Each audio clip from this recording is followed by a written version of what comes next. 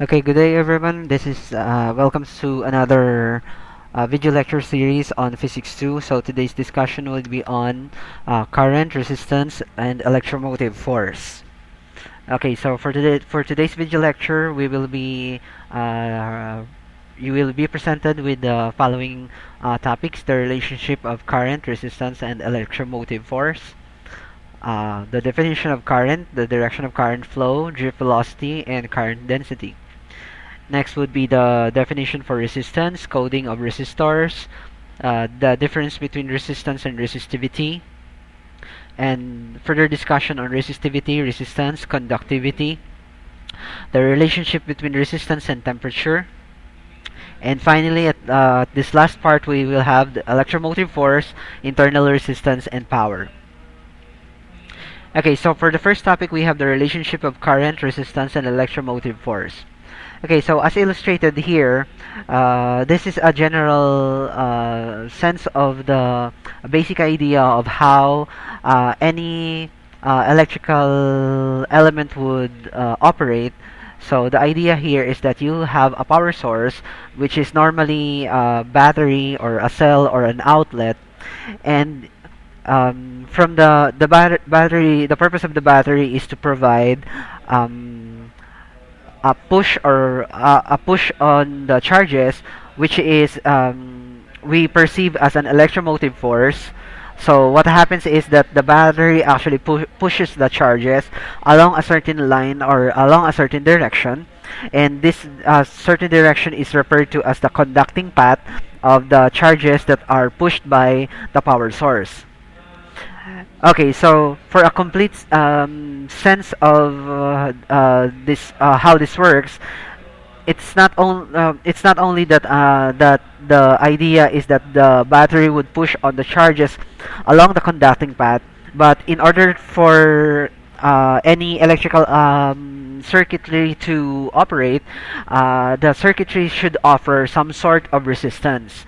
So this sort of resistance is actually the is manifested as the sort of function of that electrical device. So, for example, our electrical device is for example, a toaster or a television or an electric fan.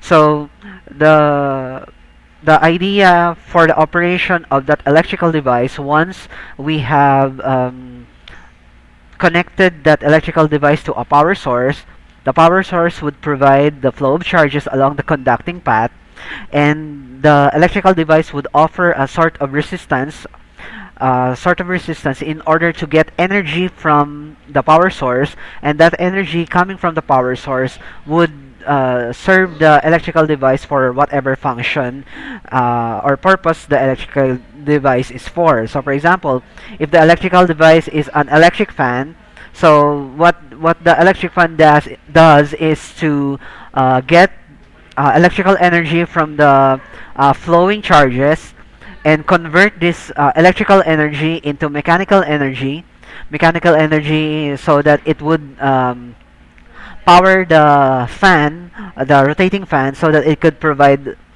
comfort to the user.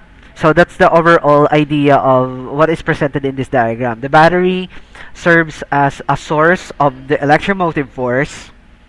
It actually forces the charges to flow along the conducting path, and the flow of charges along the conducting path refers to the current. Okay, and the conducting path somehow offers should be connected to a circuit element that provides resistance. So so that the purpose of the resistor, of course, is to dissipate energy or to get energy from the flow of charges so that it can utilize that energy for whatever purpose is the resistor for.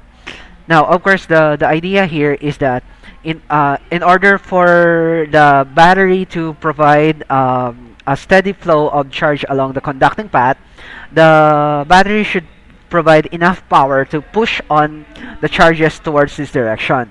The batteries serves as a sort of pump, just like a water pump. Try to imagine this analogy that if the charges is water and the battery would be the source of the source.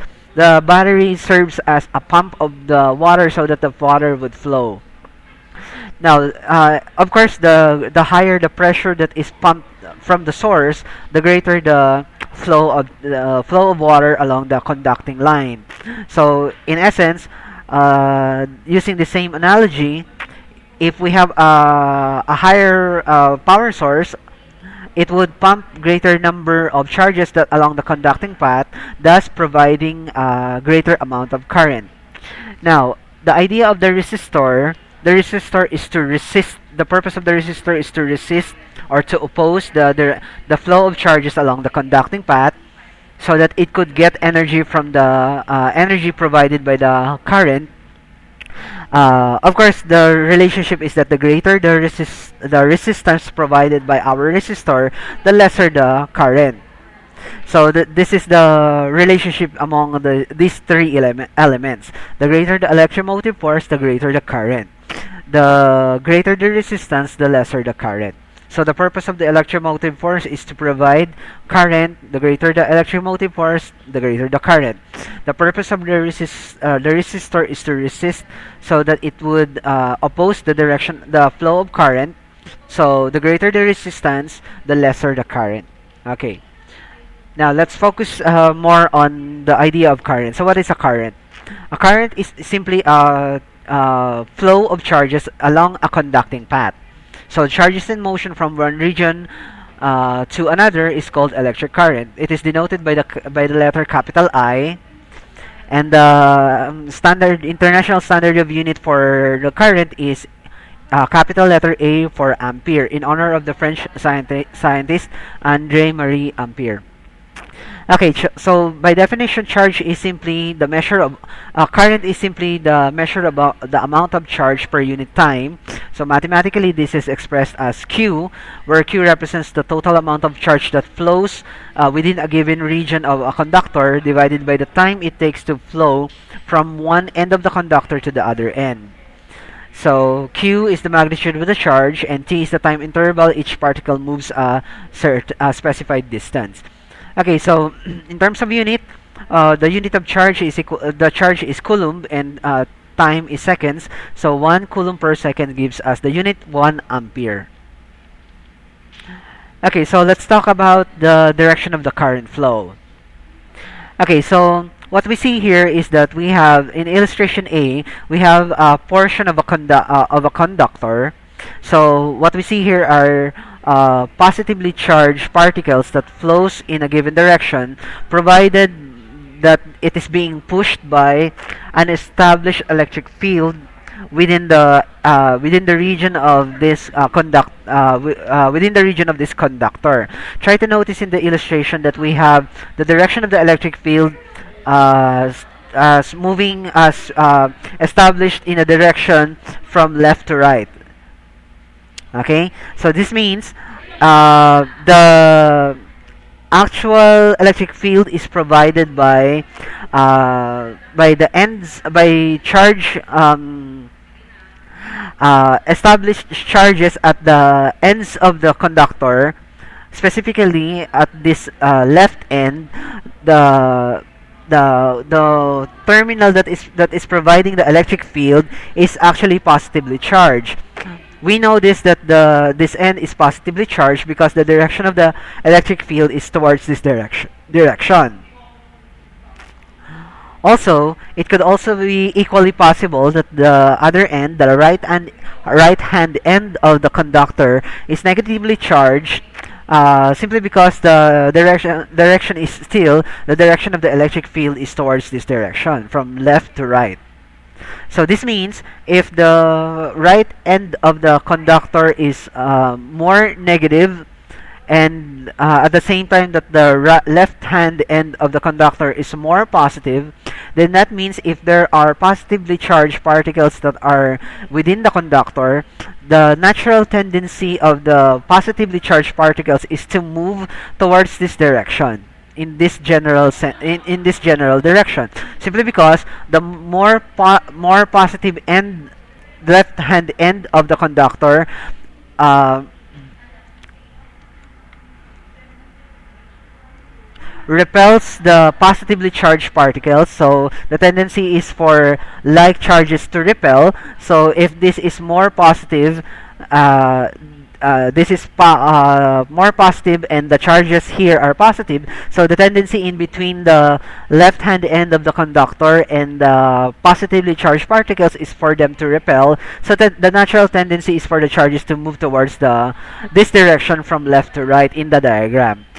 Also, at the same time, if the right hand end of the conductor is more negative, the tendency is for the positively charged particle to be attracted towards the right hand end of the conductor, which is more negatively charged. So in a general sense, the direction of current flow would be provided by the direction of the electric field within the conductor.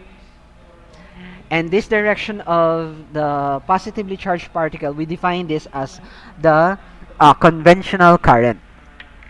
The conventional current is treated as a flow of positive charges regardless of whether the free charges in the conductor are positive, negative, or both. Okay. But in actual metallic conductor, now, before we proceed with the illustration B, the medium from which the charges would be flowing could be any conductive medium, not necessarily metallic in nature. It could be metallic, it could be air, it could be water, it could be in liquid form. Water, by the way, is also a good conductor of electricity. That is why it is normally it is a normal caution to people who are handling electrical devices that before you handle any electrical device, you make sure that your hands are well insulated by holding, for example, putting your hands in a glove, or you simply make sure that your hands are not wet, because of basically of the idea that water is a good conductor of electricity and heat. So therefore, any conducting medium could represent this portion of a conducting material. So in which case, any charges present in the conducting material could be positive, it could be negative, or it could be both. But as we define it here, a conventional current is treated as a flow of positive charges, regardless of whether the free charges are negative, positive, or both. Now, comparing this situation with a metallic conductor. Of course, in a metallic conductor, the actual free charges that would be influenced by the electric field would be negatively charges, because simply of the structure of metals, or the structure of the atoms, wherein the nucleus of the atom is made up of positively charged protons, neutrons, and the electrons are the ones that are rotating around the nucleus, and at a certain distance away from the nucleus, there are elements in the periodic table, normally metallic elements, that has free electrons outside their nucleus. So the tendency is for these electrons, when they are influenced by an established electric field, they are more likely to be removed from their mother nucleus and to be pushed along the direction of the electric field, or to be pushed by the electric field, whether towards the electric field or against the electric field, depending on the direction of the electric field. Okay, so in metallic conductors, the moving charges are actual electrons, but the current would still point towards the direction of the positive charge would flow. Let us try to understand further what is illustrated here. Okay, so comparing this with the illustration A, the direction of the established electric field within the metallic conductor is still in the direction from left to right. So that means still the left hand end of the conductor is actually more positive, while the right hand end of the conductor is more negative.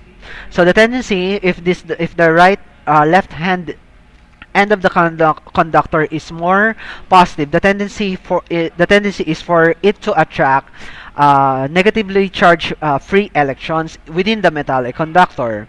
At the same time that the right hand end of the metallic conductor is more negative, the tendency is for the right hand end to um, repel the negatively charged towards this direction. So that means that even though the actual flow of the movement of the electrons would be towards this direction, still the current would be would is still defined as the flow of charges towards the direction of the electric field. Okay, so of course the current is defined as the flow of charges of positively charged charges. We call this current as the conventional current. Also, we call the flow of the electrons as the electron current, but we define current in terms of the conventional current or the flow of positively charged particles.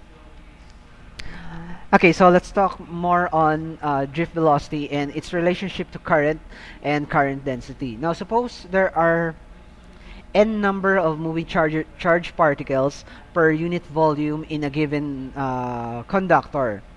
Okay, so we call n the concentration of particles as presented in the given figure below. Okay, so what we see here in the illustration is that we have a battery. The battery is connected to a bulb, and of course the battery provides power to the bulb by pushing the charges towards this direction, so that it would be producing a current towards this direction, uh, flowing through the bulb and ending up with the at the ends of the battery. Okay, so consider only one portion of the metallic conductor that connects the battery to the bulb. So what we see here is a zoomed image of that portion of the metallic conductor. Okay, so the direction of the current flow would be towards this direction. Of course, if we consider only a portion of the metallic conductor, given its thickness for certain thickness of the conductor, and given the what we call the drift velocity of the charges, the drift velocity would be the average velocity of the particles that are passing through a given cross-sectional area.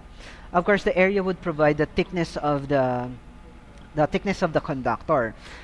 In terms of the relationship between the drift velocity and the area of the conductor, of course, the thicker the conductor, meaning the thicker the wire, the larger the amount of the charges that would flow through it. So try to think of it of how, in terms of the amount of current that would flow.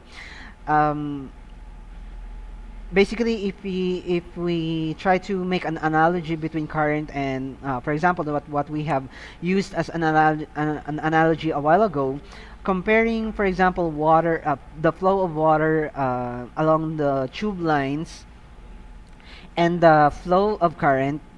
Of course, if you try to imagine, if you have a greater or a larger tube, that means you have a larger amount of water that could flow through it.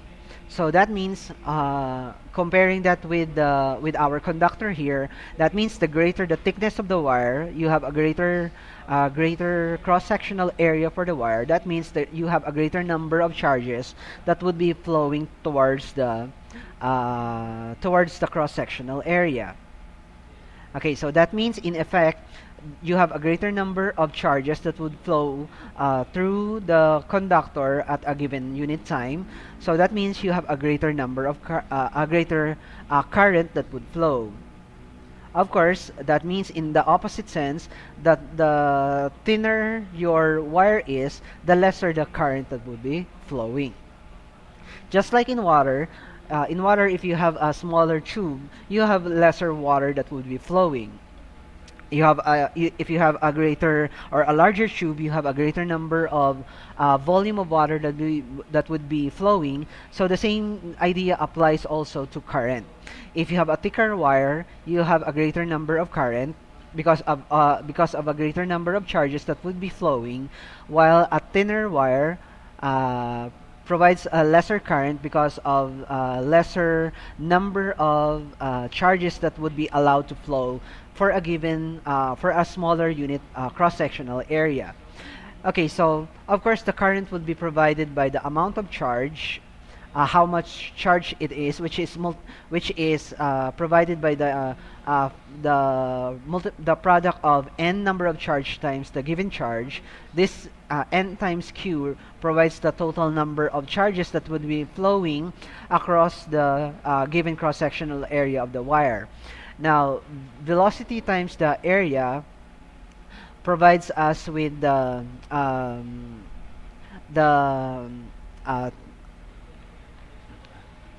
provides us the speed for the amount of current to flow. So in our equation here, I is equal to current that is flowing through the given cross-sectional area of the portion of the wire. N is the number of charge per unit volume of the expressed in cubic meters.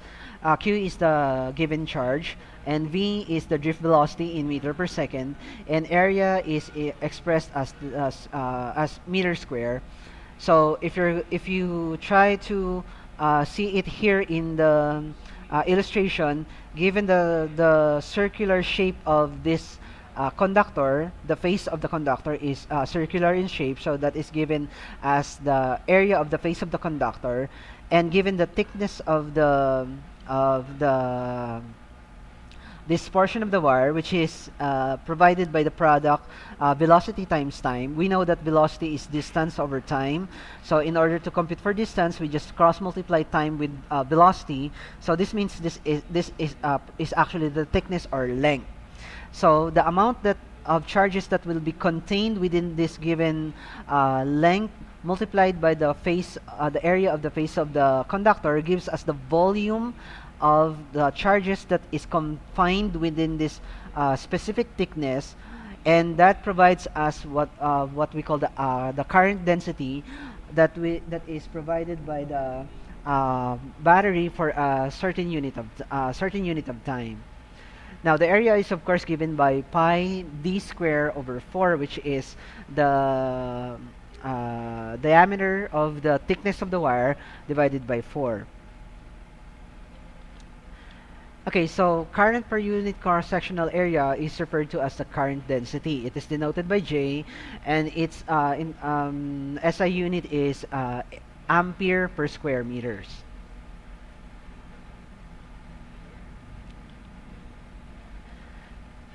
Okay, so I will not be presenting to you any sample problems, but as a solution, I'll be asking you to have the sample problems as an exercise. So since you are seeing this in this video lecture, I will be asking you to solve for what is being asked here in the given sample problems. Okay, so letter A and letter B. Also for this one.